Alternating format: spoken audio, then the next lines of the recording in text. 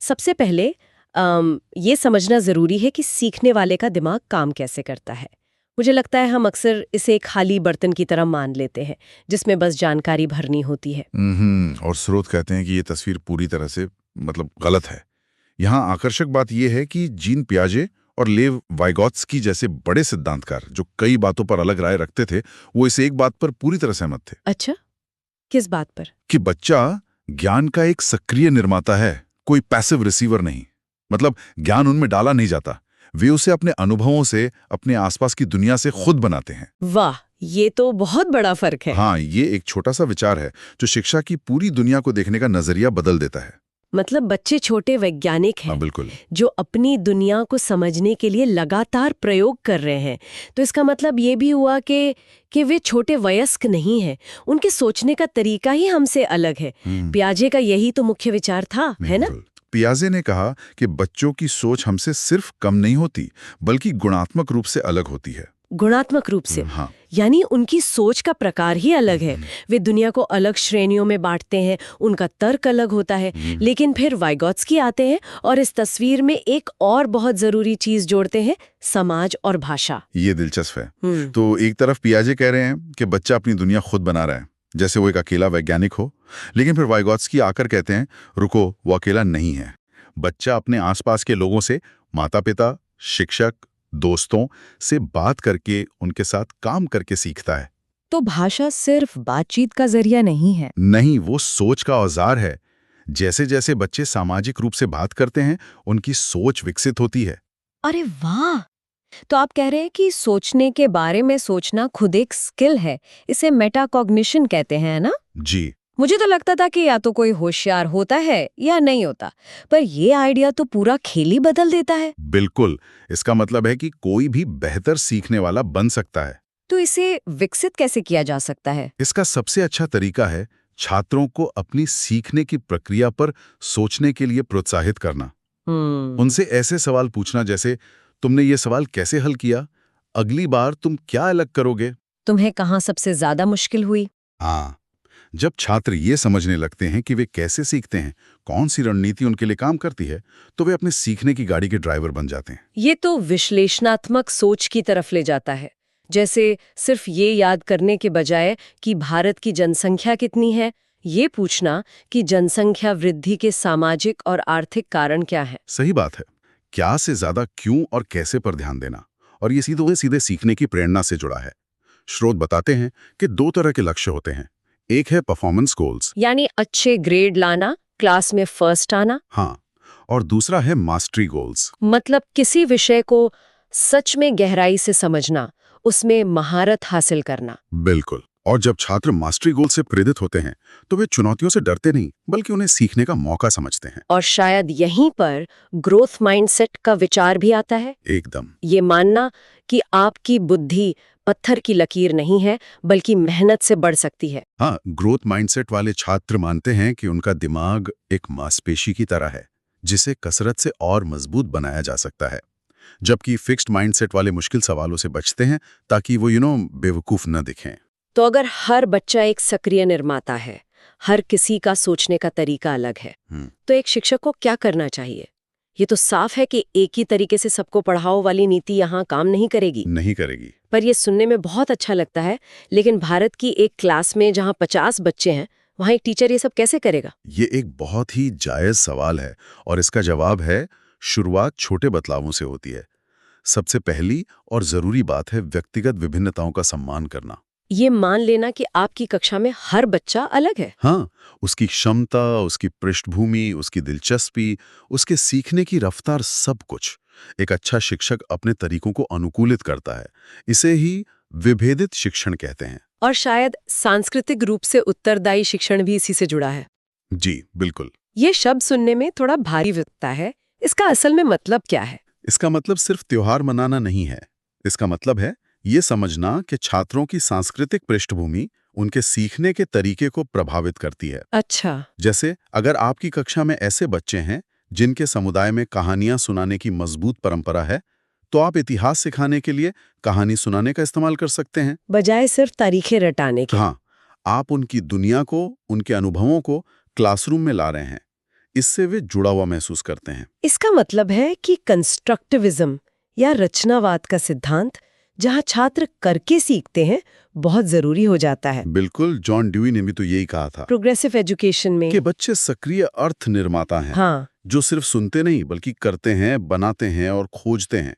अगर हम इसे बड़ी तस्वीर में देखें तो शिक्षक की भूमिका एक लेक्चरर से बदलकर एक गाइड या सूत्रधार की हो जाती है। एक फैसिलिटेटर। हाँ, और वाइगॉट्स्की का जीपीडी का विचार यहाँ बहुत काम आता है। जीपीडी ये क्या है? इसे थोड़ा आसान भाषा में समझाएंगे? जरूर। सोचिए, एक बच्चा 5 जोड़ वाले सवाल हल कर सकता है, लेकिन 10 जोड़ वाले नहीं। पर अगर कोई बड़ा, जैसे टीचर, उसे बस एक छोटा सा इशारा दे, जैसे पहले इन 2 नंबरों को देखो, हाँ, तो वो 7 जोड़ वाले सवाल भी कर लेता है। ये जो 5 और 7 के बीच का दायरा है, जो वो मदद से कर सकता है, लेकिन अकेले नहीं, यही उसका जीपीडी यानी जोन ऑफ प्रॉक्सिमल डेवलपमेंट है। अच्छा, तो ये सीखने का सबसे सही जोन है। सबसे उपजाऊ क्षेत्र है। और वो जो छोटा सा इशारा था, वही स्कैफोल्डिंग है। बिल्कुल।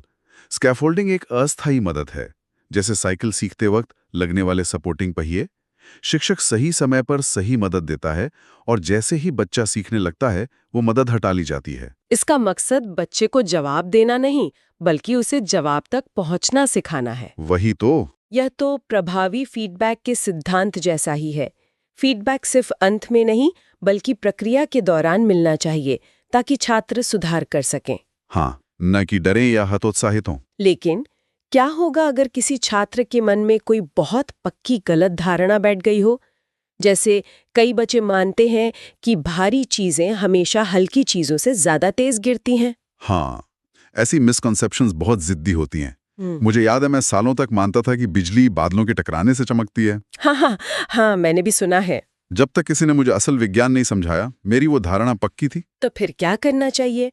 सिर्फ ये बता देना कि तुम गलत हो काफी नहीं है? नहीं, बिल्कुल काफी नहीं है। शोध बताते हैं कि सबसे अच्छा तरीका है जवाबी उदाहरण और चर्चा का उपयोग करना। मतलब उन्हें करके दिखाना? हाँ, आप उन्हें एक भारी किताब और एक हल्का कागज एक साथ गिराकर दिखा सकते हैं। जब वे अपनी आंखों से देखते हैं कि दोनों लगभग एक साथ गिरते हैं, तो उनकी मौजूदा धारणा को एक झटका लगता है और ये उन्हें सोचने पर मजबूर करता है। इससे ये भी साफ होता है कि सीखना कभी भी एक सीधी सपाट रेखा में नहीं होता है। ये एक जटिल और नॉन लीनियर प्रक्रिया है। सही कहा। इसमें आगे बढ़ना, पीछे हटना और फिर से समझना शामिल है। तो हमने ये समझ लिया है कि हर बच्चा एक सक्रिय निर्माता है और शिक्षक का काम एक गाइड की तरह है।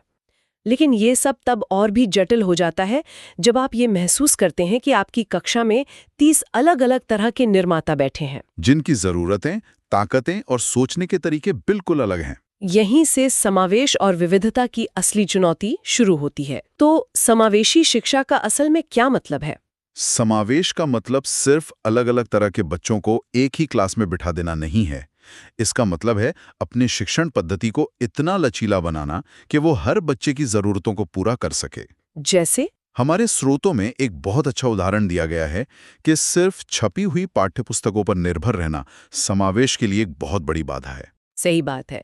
ये उन बच्चों को बाहर कर देता है जिन्हें पढ़ने में कठिनाई है या जो देख नहीं सकते, या जो देखकर नहीं बल्कि सुनकर या करके बेहतर सीखते हैं। तो समाधान है विभेदित निर्देश, जिसकी हमने पहले बात की थी। हाँ, एक ही विषय को पढ़ाने के लिए अलग-अलग तरीके, सामग्री और गतिविधियां अपनाना।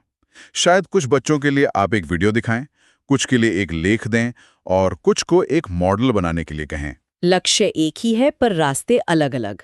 और यहीं पर हार्वर्ड गार्डनर का मल्टीपल इंटेलिजेंस का सिद्धांत बहुत काम आता है। हाँ, ये विचार कि बुद्धि सिर्फ एक तरह की नहीं होती। जैसे स्रोत में उदाहरण है कि चीजों का वर्गीकरण और विश्लेषण करने की क्षमता लॉजिकल मैथमेटिकल इंटेलिजेंस है। सही, लेकिन किसी में संगीत की बुद्धि हो सकती है, किसी में शारीरिक, जैसे कोई खिलाड़ी या डांसर, किसी में भाषाई, तो किसी में लोगों को समझने की इंटरपर्सनल बुद्धि।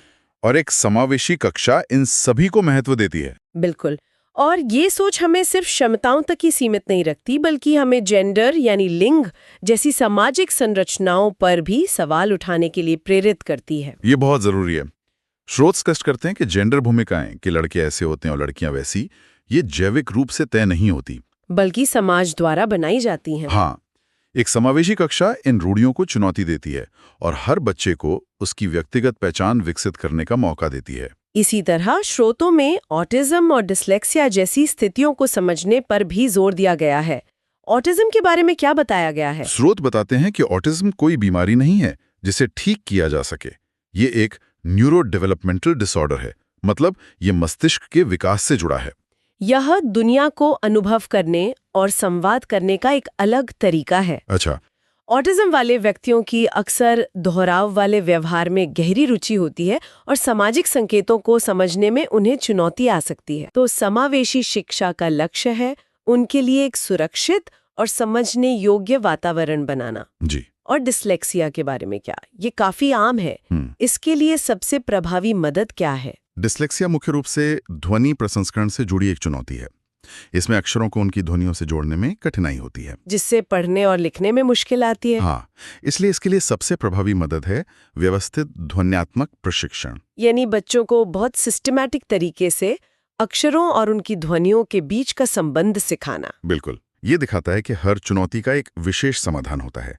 एक ही इलाज सबके लिए वाला नजरिया यहाँ भी काम नहीं करता। ये सभी उदाहरण एक बड़ी बहस की ओर इशारा करते हैं, प्रकृति बनाम पोषण, नेचर वर्सेस नर्चर। हाँ। यानी किसी बच्चे का विकास उसकी आनुवांशिकता पर ज्यादा निर्भर करता है या उसके माहौल पर। और स्रोत बताते हैं कि ये या का नहीं और का मामला है। मतलब दोनों की मिलीजुली भूमिका है। हाँ, दोनों की एक जटिल और निरंतर परस्पर क्रिया है। एक बच्चे में संगीत की जन्मजात प्रतिभा हो सकती है, ये हुई प्रकृति। लेकिन अगर उसे कभी कोई वाद्य यंत्र न मिले, कोई प्रशिक्षण न मिले, जो कि पोषण है, तो वो प्रतिभा शायद कभी विकसित ही ना हो। तो आज की इस गहरी पड़ताल से जो बड़ी तस्वीर उभर रही है वो ये है कि सीखना कोई सीधी साधी प्रक्रिया नहीं है। ये एक सक्रिय, सामाजिक और बहुत ही व्यक्तिगत सफर है। हाँ, ये सिर्फ जानकारी इकट्ठा करना नहीं है, बल्कि समझ का निर्माण करना है। और एक प्रभावी कक्षा वो है जो इस विविधता का जश्न मनाती है, छात्रों को सक्रिय रखती है और हर बच्ची को उसकी जरूरत के अनुसार सही सहारा देती है। और ये सिर्फ अकादमिक विषयों पर ही नहीं, बल्कि नैतिक विकास पर भी लागू होता है। लॉरेंस कोहलबर्ग नैतिक दुविधाएं प्रस्तुत करते थे, जैसे क्या एक व्यक्ति को अपनी बीमार पत्नी के लिए दवा चुरानी चाहिए। हाँ, मुझे याद है। उनका ध्यान इस पर नहीं था कि जवाब हाँ है या ना। उनका ध्यान उस तर्क पर था कि कोई व्यक्ति अपने निर्णय पर क्यों और कैसे पहुंचा। तो अंत में सब कुछ समझ और तर्क के निर्माण पर वापस आता है। बिल्कुल। आज की चर्चा से एक विचार मेरे मन में अटक गया है। इन सभी स्रोतों में इस बात पर ध्यान केंद्रित किया गया है कि शिक्षक और सिस्टम छात्रों के लिए कैसे अनुकूल हो सकते हैं, और ये बहुत जरूरी है जी। लेकिन क्या इसका दूसरा पहलू भी है? क्या छात्र स्वयं इन विचारों का उपयोग अपनी शिक्षा को बेहतर बनाने के लिए कर सकते हैं? दिलचस्प सवाल है। जैसे अपनी सीखने की प्रक्रिया पर खुद नजर रखना, यानी मेटाकॉग्निशन का अभ्यास करना, या ये समझना कि उन्हें असल में किस चीज से प्रेरणा मिलती है, भले ही वे किसी भी क्लासरूम में हो या कोई भी शिक्षक उन्हें पढ़ा रहा हो। ये सोचने वाली बात है।